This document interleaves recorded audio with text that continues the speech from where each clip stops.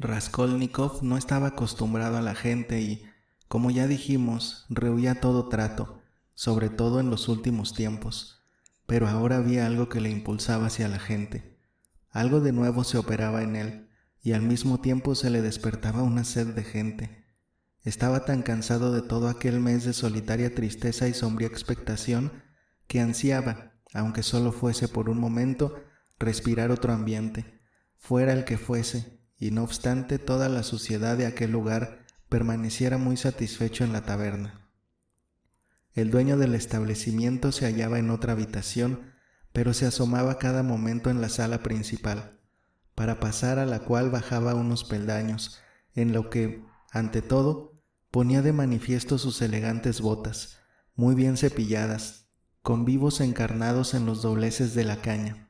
Vestía un blusón ruso, con un chaleco horriblemente grasiento, de raso negro, sin corbata, y toda su cara parecía untada de aceite, ni más ni menos que un cerrojo. Detrás del mostrador se encontraban un chico de unos 14 años y otro muchachito que servía lo que pedían los parroquianos. Había allí pepinillos, bizcochos denegridos y trocitos de pescado, todo lo cual hedía.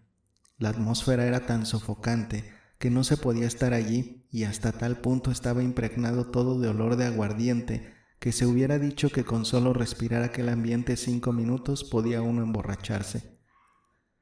Suele haber encuentros, aun con individuos totalmente desconocidos, que despiertan nuestro interés, incluso desde la primera mirada, así, de repente, de improviso, antes de haber cambiado una palabra.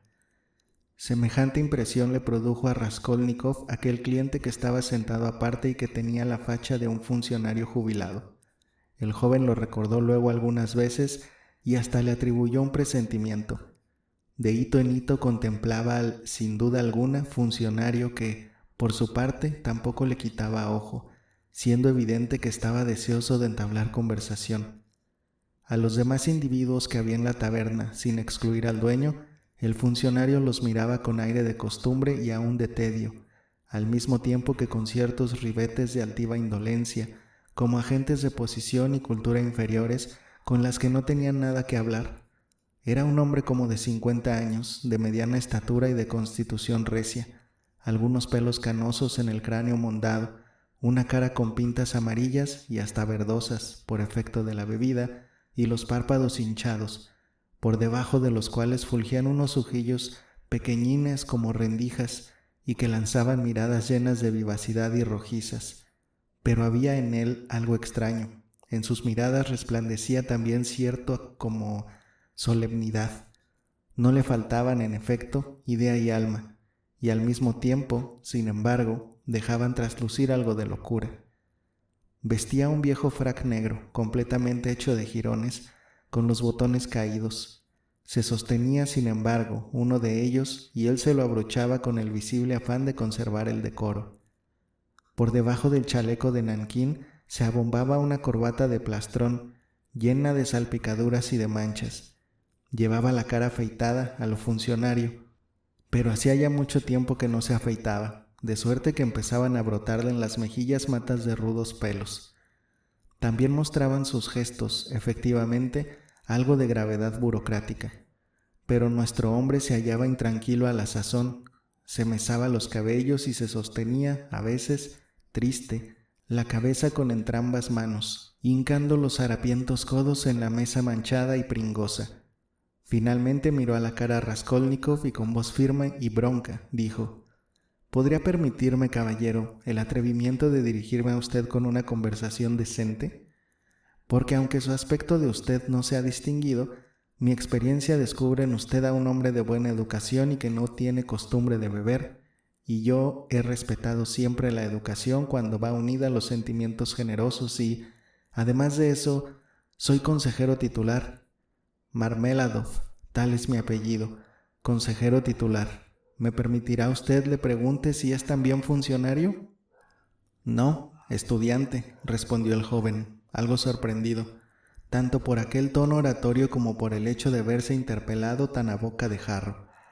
No obstante el ansia que hacía poco rato sintiera de hablar con alguien, fuere quien fuere, A la primera palabra que le habían dirigido volvió súbitamente a experimentar su habitual sentimiento hostil e irritado ante toda comunicación con gente extraña que tocase o mostrase deseosos de tocarle a su personalidad.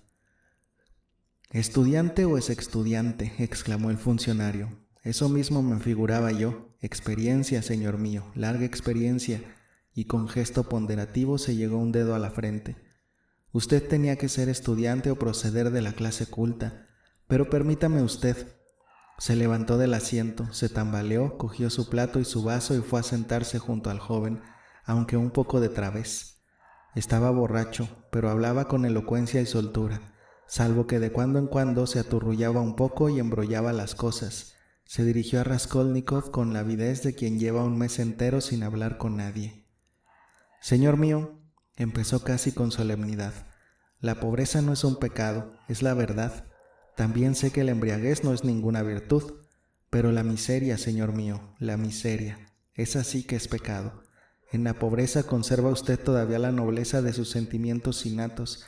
En la miseria ni hay ni ha habido nadie nunca que los conserve. Al hombre en la miseria lo echan poco menos que con un palo. Con la escoba lo echan de la compañía de sus semejantes, para que aún resulte mayor la afrenta, y con justicia, porque en la miseria yo soy el primero que estoy dispuesto a agraviarme a mí mismo. Se acabaron las libaciones. Señor mío, hace un mes que el señor Levasiatnikov le pegó a mi señora, pero mi señora no soy yo. ¿Comprende usted? Permítame usted todavía que le pregunte, aunque solo sea a título de curiosidad, ¿ha tenido usted ocasión de pasar la noche en el Neva, en las barcas del Eno? No, no he tenido ocasión, repuso Raskolnikov. ¿Qué pasa allí? Nada, que yo llevo ya 5 noches. Se llenó el vaso, bebió y se quedó pensativo. Efectivamente, tanto en la ropa como en el pelo podía vérsele alguna que otra brizna de heno. Era muy probable que llevase ya 5 días sin desnudarse ni asearse. Las manos, sobre todo, las tenía sucias, grasientas, enrojecidas, con las uñas negras. Sus palabras, al parecer, habían despertado la atención general, aunque no muy viva. Los chicos detrás del mostrador empezaron a reírse. El dueño, al parecer, había bajado del cuarto de arriba con la sola idea de escuchar al gracioso, y sentado a alguna distancia, escuchaba con indolencia pero gravemente. A Marmeladov lo conocían allí de antiguo, y su inclinación a los discursos oratorios había debido de surgir a consecuencia de aquel hábito de entablar conversaciones frecuentes en la taberna con distintos desconocidos. Ese hábito llega a convertirse para algunos borrachos en una necesidad, y principalmente para aquellos a los cuales los tratan mal en casa y los echan de allí, por lo que, en compañía de otros bebedores, se esfuerzan siempre por justificarse y, a ser posible, por granjearse también algún respeto. «Gracioso», exclamó en voz alta el tabernero, «pero, ¿por qué no trabajas? ¿Por qué no estás en la oficina, siendo funcionario?» «¿Que por qué no estoy en mi oficina, señor mío?», repitió Marmeladov, dirigiéndose exclusivamente a Raskolnikov, cual si hubiese sido éste quien le interpelara. «¿Que por qué no estoy en mi oficina? Pero, ¿es que no me duele a mí el alma de ver la inyección en la que me arrastro? Cuando el señor Levasiatnikov hace un mes le pegó a mi señora con su propia mano y yo estaba acostado con la borrachera, ¿acaso no sufría? Permítame usted, joven, ¿le ha sucedido alguna vez? Vamos, pedir dinero prestado sin esperanza. ¿Me ha sucedido? Sí, pero ¿cómo sin esperanza? Pues eso, sin esperanza ninguna, sabiendo de antemano que no se lo han de dar. Vamos a ver. Usted, por ejemplo, sabe de antemano y con toda seguridad que tal hombre, tal ciudadano bonísimo y servilísimo, no le ha de dar a usted dinero por nada del mundo, porque, ¿a razón de qué, pregunto yo, habría de dárselo? Pongamos que él sabe también que yo no lo devuelvo, ¿por compasión?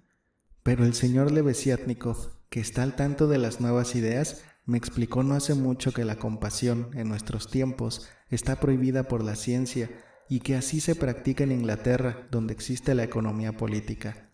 ¿Por qué, pregunto yo, habría de dar dinero? Y he aquí que, sabiendo de antemano que no lo da, usted, no obstante, toma el camino y... ¿Pero para qué ir allá?, añadió Raskolnikov. Pues porque si no va uno a él, ¿a quién acudir? Fuerza es que todo hombre vaya donde ir puede, porque estamos en unos tiempos en que es preciso ir a alguna parte. Cuando mi hija única fue allá la primera vez por un volante amarillo, también fui yo, porque mi hija vive del volante amarillo. Añadió entre paréntesis, mirando con cierta inquietud al joven. Nada, señor, nada, se apresuró a agregar tranquilamente, sin darse cuenta de que los chicos del mostrador no se tenían de risa, y el propio tabernero se sonreía también.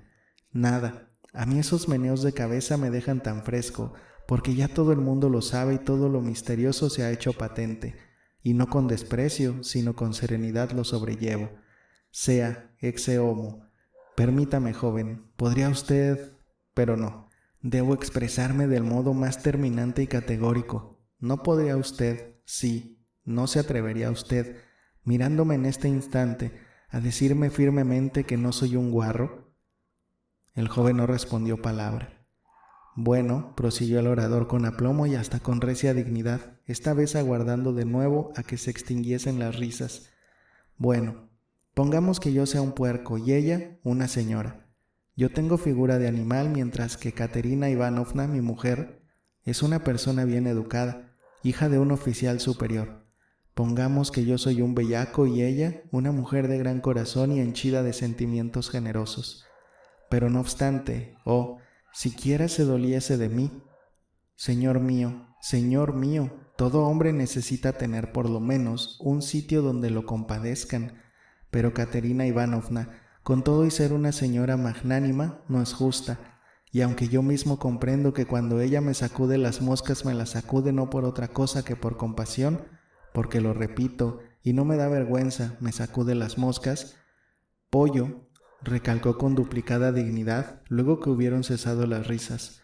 Pero por Dios, que si ella una sola vez, pero no, todo esto son minucias, y no hay que hablar de ello, no hay que hablar, porque ya, y no una sola vez me han compadecido, pero ese es un rasgo de mi carácter, yo soy de por mí una bestia. ¿Cómo?, observó bostezando el tabernero. Marmeladov descargó un enérgico puñetazo en la mesa. Eso soy yo. ¿Sabe usted, señor mío, sabe usted que yo me he bebido hasta sus medias? No los zapatos, que esto, al fin y al cabo, habría estado más en el orden de las cosas, sino las medias. Me he bebido sus medias. Su collarín de pelo de cabra también me lo bebí, y eso que lo tenía ella de antes y era de su propiedad particular, no mío, y vivimos en un chiscón glacial, y ella este invierno cogió un catarro al pecho y empezó a toser y a escupir sangre. Niñitos pequeños tenemos 3, y Katerina Ivanovna se está trabajando desde por la mañana hasta por la noche, y lava y friega y hace a los chicos, que desde niña está acostumbrada a la limpieza, solo que está enferma del pecho y tiene propensión a la tisis, y yo lo sé. Es que yo no tengo sentimientos, y cuanto más bebo, tanto más siento. Por eso bebo, porque en la bebida 7 pesares encuentro. Bebo porque quiero sufrir doble, y como desesperado inclinó hacia la mesa la frente. Joven, prosiguió volviendo a erguirse. En su cara leo cierta tristeza. En cuanto usted entró se lo noté, y por eso enseguida le dirigí la palabra, porque al referirle a usted la historia de mi vida, no pretendía presentarme en un aspecto denigrante ante esos gandules, que ya por otra parte la conocen, sino que buscaba a un hombre sensible y culto. Ha de saber usted que mi esposa se educó en un instituto de nobles de un distinguido gobierno y que al terminar sus estudios bailó, envuelta en un chal, en presencia del gobernador y de los demás personajes de la localidad, por lo que hubieron de concederle una medalla de oro y un laudatorio diploma. La medalla, la medalla la vendimos ya hace tiempo. El diploma encomiástico lo guarda ella todavía en el arca, y no hace mucho que se lo enseñó a la patrona. Y aunque ella con la patrona está siempre a la greña, le gusta, sin embargo, pavonearse ante cualquiera y hablar de los felices días pretéritos. Cosa que yo no le censuro, no, señor, no le censuro, porque esos últimos días felices se le han quedado grabados en la memoria y todo lo demás se evaporó. Sí, es una mujer vehemente, orgullosa e indómita, friega ella misma los suelos y come pan negro, pero no consiente que le falten al respeto. Por eso no quiso aguantar las groserías del señor Lebeziatnikov y cuando le sentó la mano por ello el señor Lebeziatnikov, no tanto por los golpes como por el sentimiento, tuvo que meterse en la cama.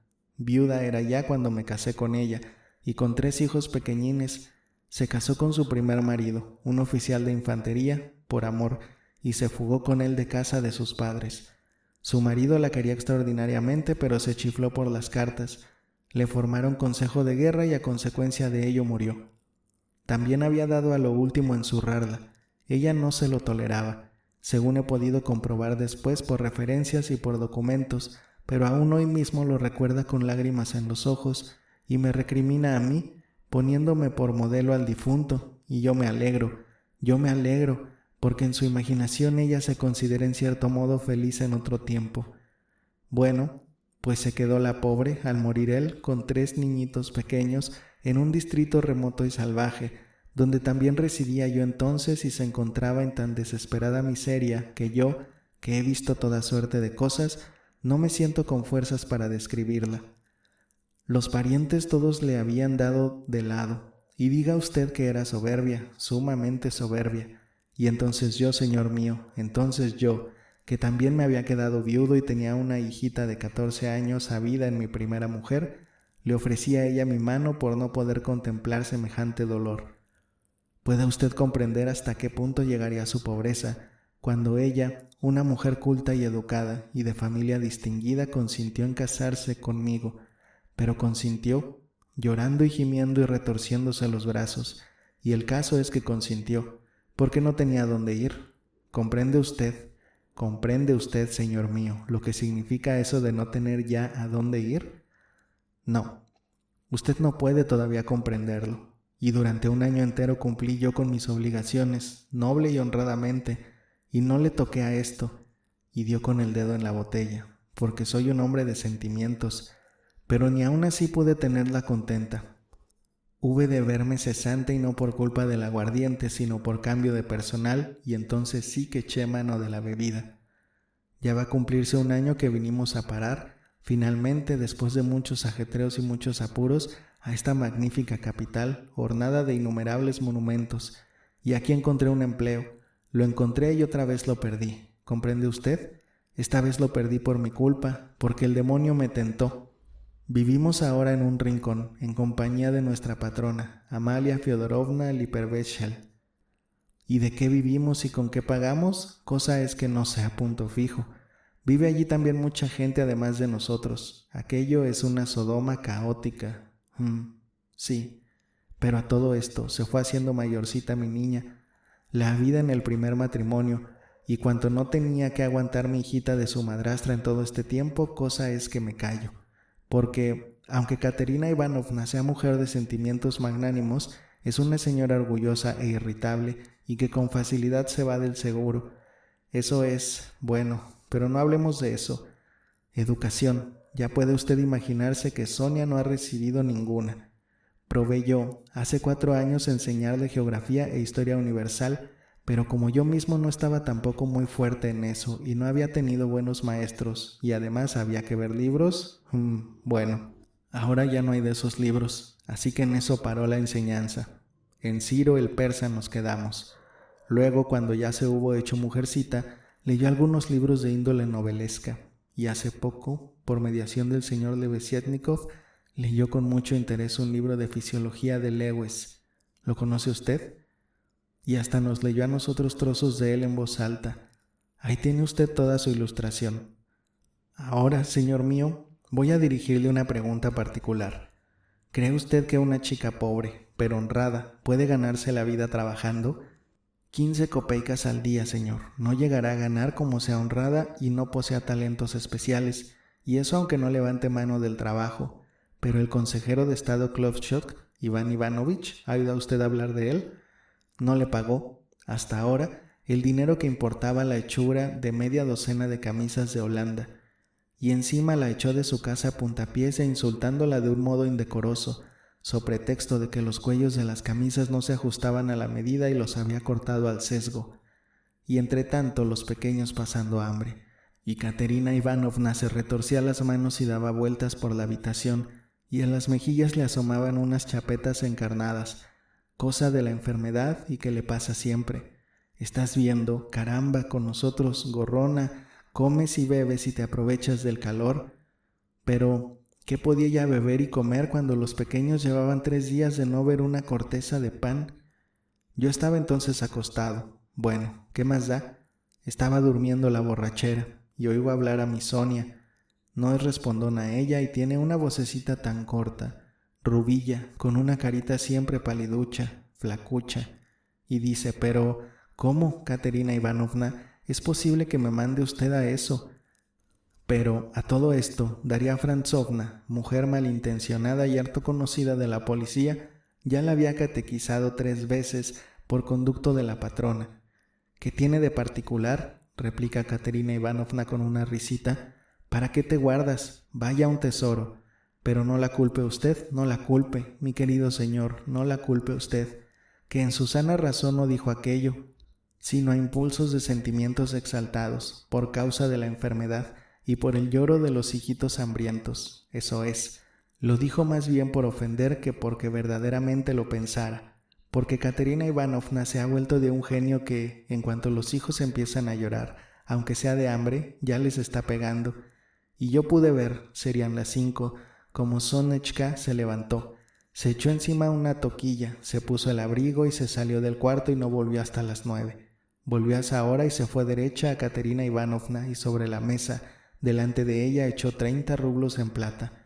Pero ni una palabrita dijo, sino que cogió nuestro gran chal verde, porque tenemos un chal de ese tipo que sirve para todos. Se cubrió con él completamente la cabeza y el rostro y se tendió en la cama, de cara a la pared, y solo sus hombros le temblaban con escalofríos que le sacudían todo el cuerpo, y yo, como antes, seguía acostado tan tranquilo, y vi entonces, joven, vi cómo Katerina Ivanovna, sin hablar palabra, se acercó a la camita de Sonechka y toda la noche a sus pies de rodillas se pasó, y le besaba los piececitos y no quería levantarse, y cómo luego ambas se durmieron juntas, abrazaditas las dos, eso es, y yo seguía durmiendo la jumera.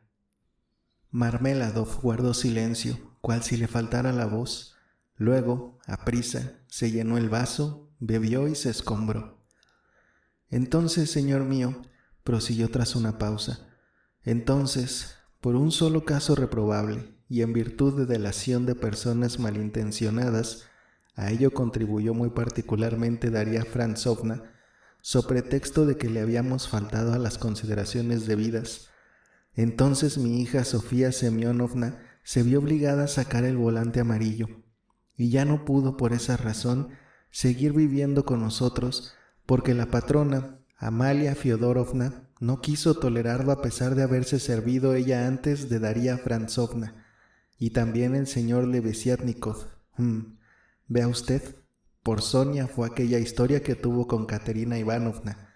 A lo primero, era él quien asediaba a Sonechka y de pronto le entraron remilgos. ¿Cómo diantre yo, un hombre tan ilustrado, vivir en compañía de esta gente? Pero Katerina Ivanovna no se aguantó, se las tuvo tiesas. Bueno, y se armó. Pero ahora Sonechka viene a vernos más bien ya oscurecido y distrae a Katerina Ivanovna y le proporciona los recursos que puede.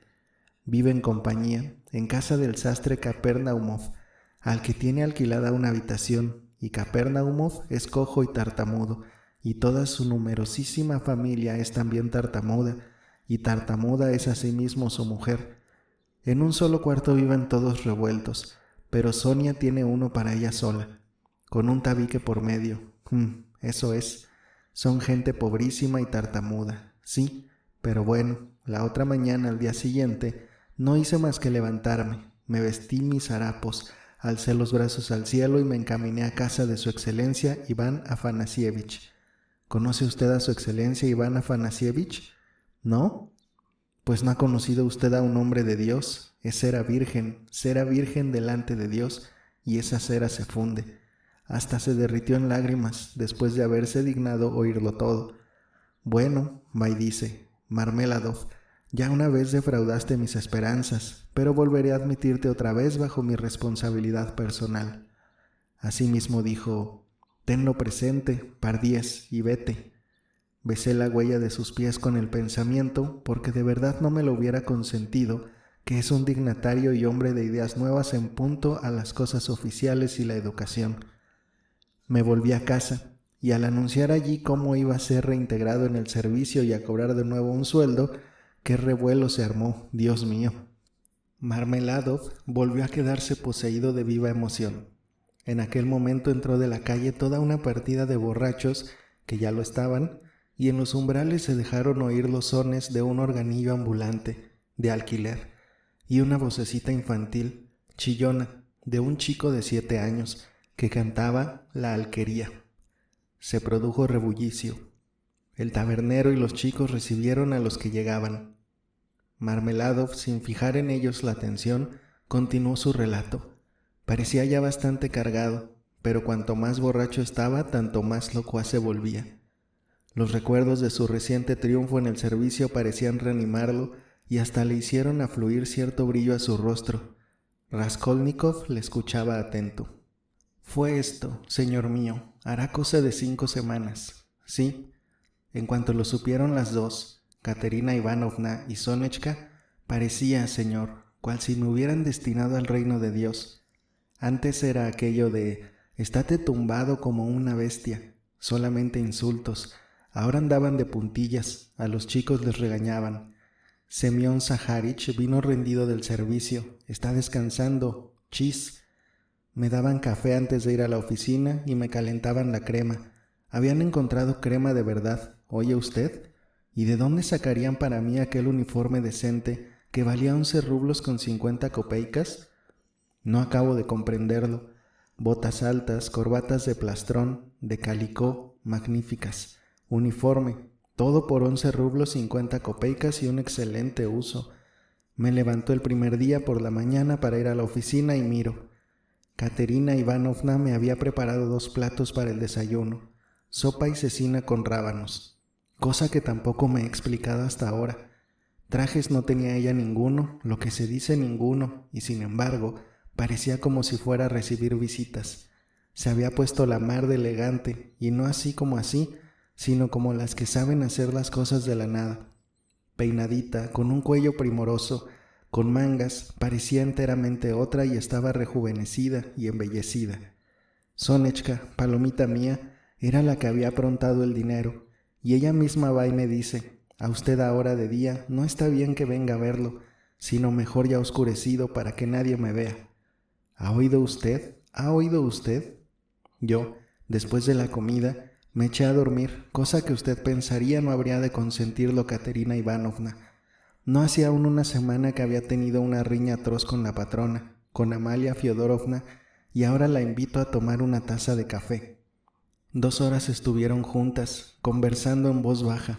Ahora, ¿no sabe usted? Semyon Zaharich está otra vez repuesto en su empleo y cobra un sueldo, y se presentó a su excelencia mismo, y su excelencia lo recibió y mandó a los demás que aguardasen, y a Semyon Zaharich lo condujo del brazo, por delante de todos a su despacho. ¿Ha oído usted? ¿Ha oído usted? Yo, sin duda, le dijo Semyon Zaharich, recuerdo sus servicios y aunque usted adolece de esa aturdida flaqueza, como usted ahora ya me promete enmendarse y además, aparte de eso, como entre nosotros, sin usted no andan bien las cosas, oiga usted, confío ahora en su palabra de honor. Es decir, yo se lo digo a usted, todo eso lo había inventado ella y no por falta de juicio ni por vanagloria únicamente, no, es que ella misma lo cree todo y se consuela con esas imaginaciones suyas. Dios mío, y yo no la censuro, no se lo critico. Cuando hace 6 días cobré mi primer sueldo, 23 rublos 40 kopeikas, y se lo llevé íntegro, me llamó nenito mío, y estábamos los dos solos, ¿comprende usted? Bueno, como si yo fuera un chico guapo y un buen maridito. Bien, pues ella me dio una palmadita en el carrillo, diciéndome, nenito mío. Marmeladov se detuvo e hizo intención de sonreírse, pero de pronto le tembló la barbilla, pero se reprimió. Aquel ambiente tabernario, aquel cuadro repulsivo, 5 noches en las barcas de leno y la botella, y en medio de todo eso, aquel morboso amor a la esposa y a la familia, herían de estupor a su oyente. Raskolnikov escuchaba, todo oídos, pero con una sensación de malestar. Le pesaba haberse metido allí. Señor mío, exclamó Marmeladov, incorporándose. Oh, señor mío, ¿a usted acaso todo esto le haga reír como a los demás, y yo no haga más que importunarle con la estupidez de todos estos miserables detalles de mi vida doméstica? Pero lo que es a mí no me mueve a risa, porque yo soy capaz de sentir todo esto, y en el transcurso de todo aquel día paradisíaco de mi existencia y de toda aquella noche, yo mismo me entregué a alados desvaríos. Quiero decir que iba a arreglar todo aquello y vestiría a los chicos y a ella le proporcionaría tranquilidad, y a mi hija única la sacaría de la deshonra y la reintegraría al seno de la familia, y muchas cosas más, muchas cosas más. Permítame usted, señor. Bueno, señor mío. Marmeladov de pronto dio como un respingo, alzó la cabeza y se quedó mirando fijamente a su interlocutor. Pues al otro día, después de todas aquellas ilusiones, o sea, hace de esos 5 días justos, por la noche, yo, con un astuto ardid, cual salteador nocturno, le cogí a Katerina Ivanovna la llave del arca. Saqué con ella de allí lo que aún quedaba de mi sueldo, no recuerdo a punto fijo cuánto, pero mírenme todos, 5 días fuera de casa y allí buscándome, y el destino perdido, y el uniforme en poder de un tabernero del puente de Egipto que, a cambio, me dejó estos harapos, y san se acabó. Marmeladov se dio a él mismo un puñetazo en la frente, rechinó los dientes, cerró los ojos y clavó recio el codo en la mesa. Pero transcurrido un minuto, mudó súbitamente de semblante y con cierta forzada malicia y afectado dominio, miró a Raskolnikov, se sonrió y siguió hablando. Pero hoy estuve en casa de Sonia y fui a pedirle para beber, ja, ja, ja. ¿Y se lo dio?, preguntó alguien de entre los que entraban. Lo dijo gritando y se echó a reír a pleno pulmón. Mire, esta media botella, con su dinero la pagué, profirió Marmeladov, encarándose exclusivamente con Raskolnikov. 30 kopeikas me dio por su propia mano, las últimas, todo cuanto tenía, yo mismo pude verlo. Nada me dijo, únicamente me miró en silencio, como no se mira en la tierra, sino allá, donde se apiadan de las personas, lloran y no reprochan, aunque es más doloroso cuando no nos reprocha nada. 30 kopeikas, eso es, y a ella, de fijo, le son ahora necesarias. ¿Qué le parece a usted, querido señor mío? Porque fíjese que ella ahora tiene que andar primorosa, y ese aseo personal cuesta dinero, ¿comprende usted? ¿Comprende? Vamos, que allí tiene que comprarse hasta afeites, no hay más remedio. Faldas almidonadas, botitas finas, ceñidas para hacer resaltar el piececito cuando es preciso sortear un charco. ¿Comprende usted, señor mío, lo que significa ese primor? Bueno, pues yo, ya lo ve usted, padre, esas 30 kopeikas me las he gastado en bebida, y sigo bebiendo, y ya estoy borracho. Bueno, ¿quién se apura por un individuo como yo? Diga, ¿le da usted piedad de mí, señor, o no? Diga, señor, ¿me compadece o no? Ja, ja, ja.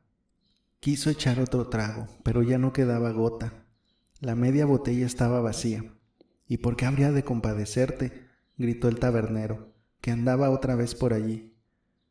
Sonaron risas y también denuestos. Reían e insultaban, los que habían oído y los que no habían oído, de solo mirar la facha del funcionario cesante. «¿Compadecer? ¿Por qué habían de compadecerme?», exclamó, de pronto, Marmeladov, levantándose con la mano extendida, poseído de enérgica exaltación, cual si solo hubiese esperado aquellas palabras. «¿Por qué compadecerme?», preguntas tú. Eso es, no hay por qué tener lástima.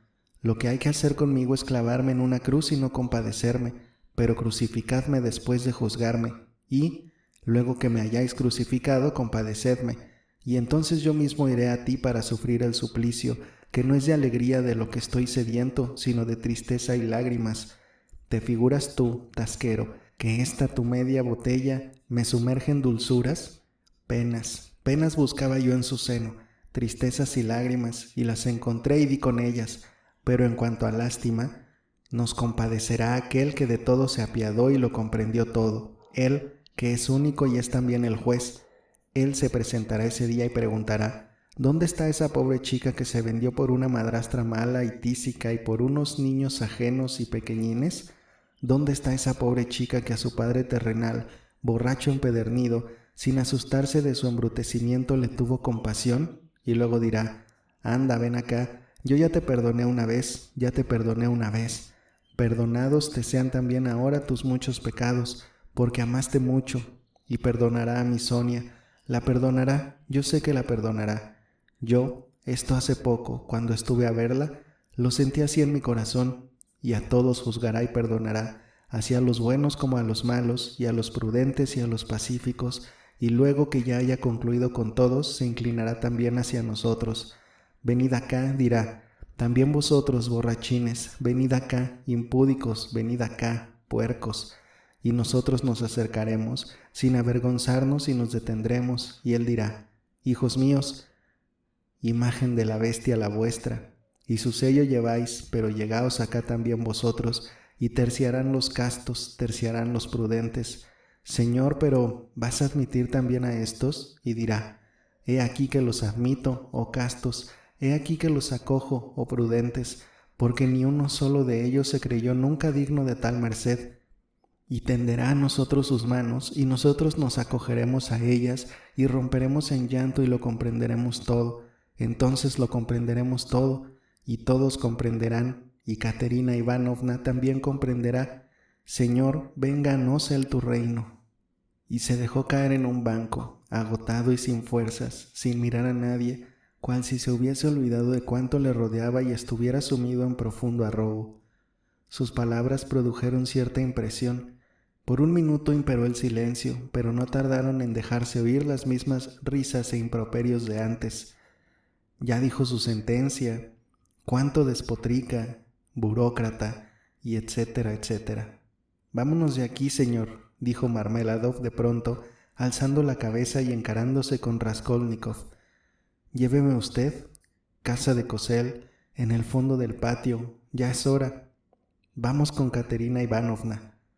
Hacía ya largo rato que Raskolnikov deseaba irse y también había pensado ya en prestarle su ayuda. Marmeladov parecía andar peor de los pies que de la lengua y se apoyaba fuerte en el joven. Había que andar un trayecto de 200 a 300 pasos. Malestar y medio hacían presa cada vez más en el borracho a medida que se iba acercando a la casa. Yo no le temo ahora a Caterina Ivanovna, murmuraba agitado, ni temo que se ponga a tirarme de los cabellos. ¿Qué son los cabellos? Un absurdo eso de los cabellos. Eso es lo que yo digo. Hasta ahora es mejor que se ponga a tirarme de ellos, y a mí eso no me asusta. Es su mirada lo que temo. Sí, su mirada, y a las chapetas encarnadas que le salen en las mejillas les tengo también miedo. Y además le temo a su respiración. ¿Has visto tú cómo respiran estos enfermos cuando están agitados? A los lloros de los chicos les temo también, porque, como Sonia no les haya llevado de comer, no sé qué habrán comido, no lo sé, pero a los golpes no les temo. Sepa usted, señor, que a mí esos golpes no solo no me causan dolor, sino que hasta suelen producirme placer, porque sin ellos no podría yo pasarme. Es lo mejor, que me dé una buena tunda, que se lo desahogue el alma, es lo mejor, pero ya hemos llegado, la casa de Cosel, de un cerrajero, un alemán enriquecido. Condúceme. Entraron en el patio y subieron al cuarto piso. La escalera, a medida que remontaban, se iba volviendo más oscura. Eran ya cerca de las 11 y aunque en esa época del año no hay en Petersburgo noche verdadera, allá, en lo alto de la escalera, estaba muy oscuro. La puertecilla humosa que había al final de la escalera estaba abierta. Una lamparilla alumbraba un pobrísimo cuarto, de unos 10 pasos de largo. Todo él podía verse desde el rellano. Todo allí estaba revuelto y confuso, sobre todo se veían distintas ropitas de niño. A través del rincón del fondo había tendida una cortina llena de rotos. Detrás de ella probablemente se ocultaría la cama. En todo el cuarto había, por junto, 2 sillas y un diván derrengado y cubierto con una tela encerada en muy mal estado, y ante él una mesa de cocina, de pino, vieja, sin pintar y al descubierto. Al filo de la mesa ardía una vela de sebo, a punto de consumirse, en un candelero de hierro.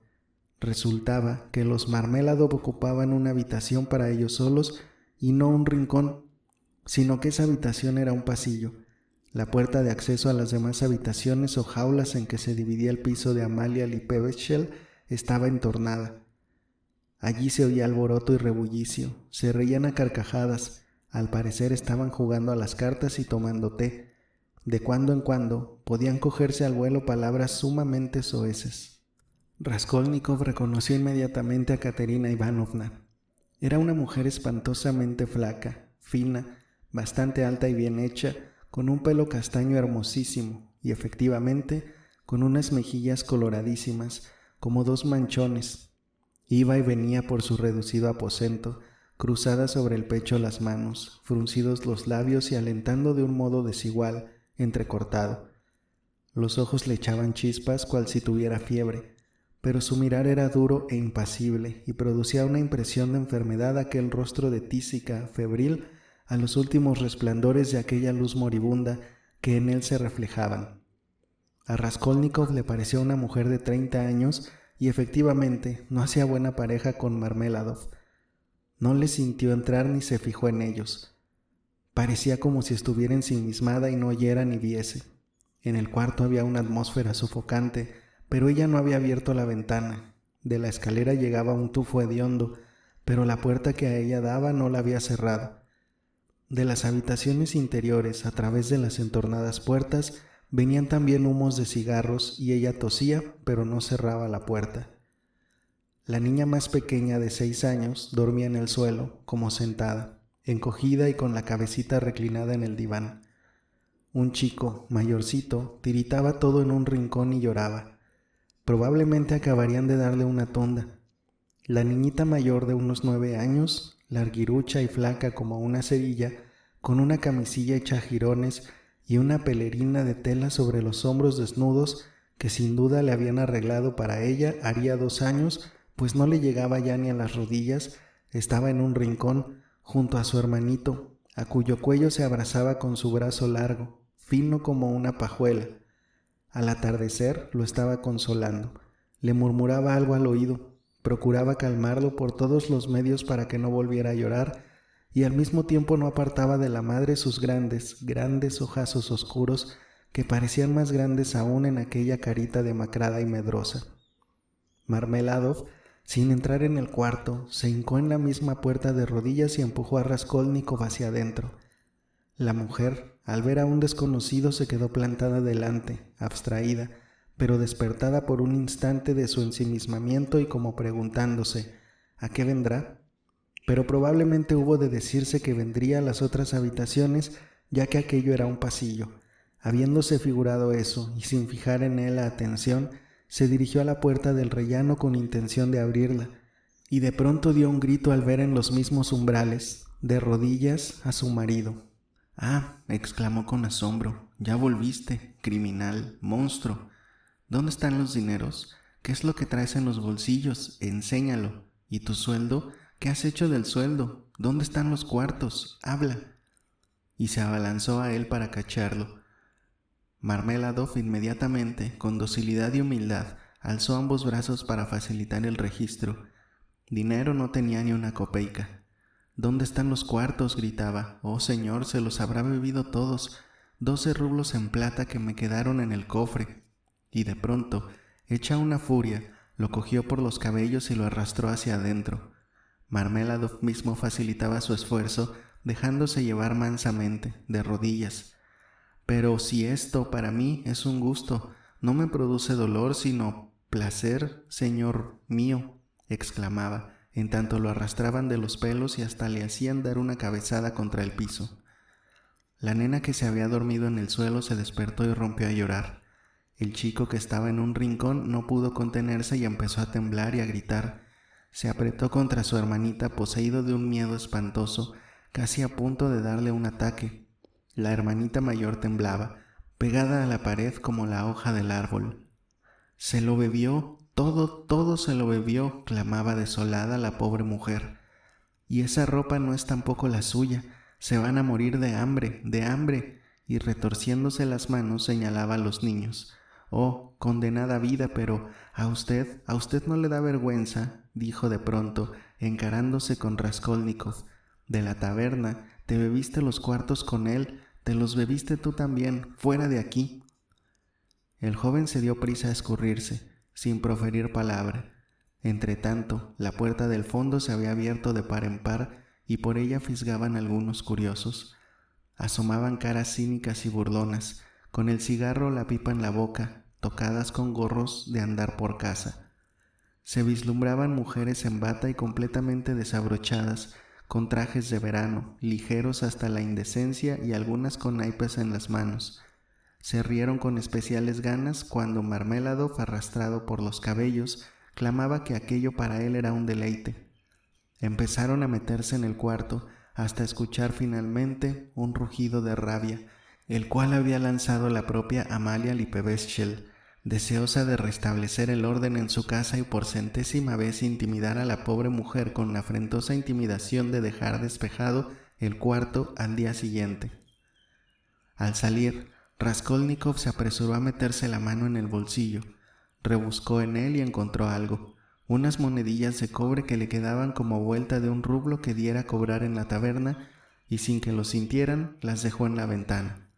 Luego, ya en la escalera, lo pensó mejor y le entraron ganas de volverse. Hay que ver qué estúpido paso, pensó, el que he hecho. Ellos tienen a Sonia y a mí ese dinero me hace falta. Pero, después de recapacitar en que no era posible volver atrás, aparte de que, al fin y al cabo, no iba a recoger aquel dinero, dio una manotada al aire y se dirigió a su domicilio. A Sonia también le hace falta para sus cosméticos, continuó, atravesando la calle y sonriendo sarcásticamente. El primor cuesta dinero, y Sonechka, la pobre, podría muy bien llevarse hoy un chasco, porque no deja de tener también sus riesgos, y la conquista del vellocino de oro no es nada fácil. Puede que todos ellos se encontrasen mañana en un apuro, a no ser por ese dinerillo mío. Ah, Sonia, ¿qué oficio te has puesto? Es que ellos se aprovechan, y al fin se acostumbran. Lloraron, pero acabaron por acostumbrarse. A todo se acostumbra un bellaco. Se quedó pensativo. Bueno, ¿y si yo hubiese dicho una sandez? Exclamó, de pronto, involuntariamente. Sí, en efecto, no fuera el hombre un bellaco, todos en general, es decir, todo el mundo, eso querría decir que todo lo demás eran solo prejuicios, únicamente espantajos para meter miedo, y que no había límite alguno y que así debía ser.